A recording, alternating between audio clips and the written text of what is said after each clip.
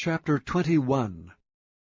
Then came David to Nob, to Ahimelech the priest. And Ahimelech was afraid at the meeting of David, and said unto him, Why art thou alone, and no man with thee? And David said unto Ahimelech the priest, The king hath commanded me a business, and hath said unto me, Let no man know anything of the business whereabout I send thee, and what I have commanded thee.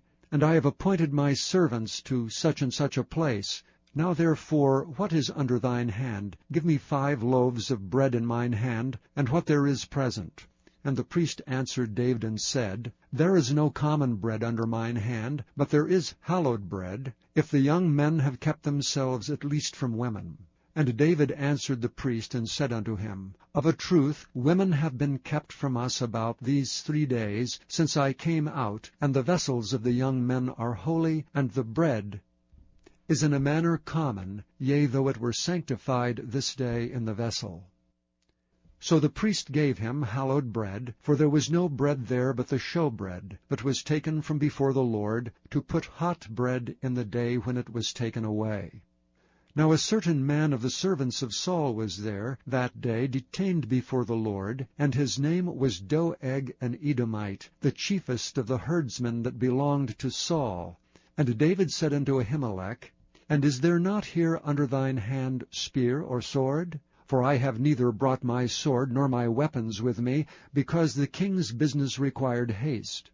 And the priest said, The sword of Goliath the Philistine, whom thou slewest in the valley of Elah, behold, it is here wrapped in a cloth behind the ephod. If thou wilt take that, take it, for there is no other save that here. And David said, There is none like that, give it me. And David arose and fled that day for fear of Saul, and went to Achish the king of Gath. And the servants of Achish said unto him, Is not this David the king of the land? Did they not sing one to another of him in dances, saying, Saul hath slain his thousands, and David his 10,000s? And David laid up these words in his heart, and was sore afraid of Achish the king of Gath.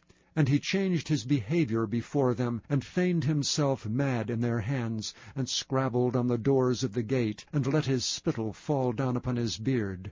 Then said Achish unto his servants, Lo, ye see the man is mad. Wherefore then have ye brought him to me? Have I need of madmen, that ye have brought this fellow to play the madman in my presence? Shall this fellow come into my house?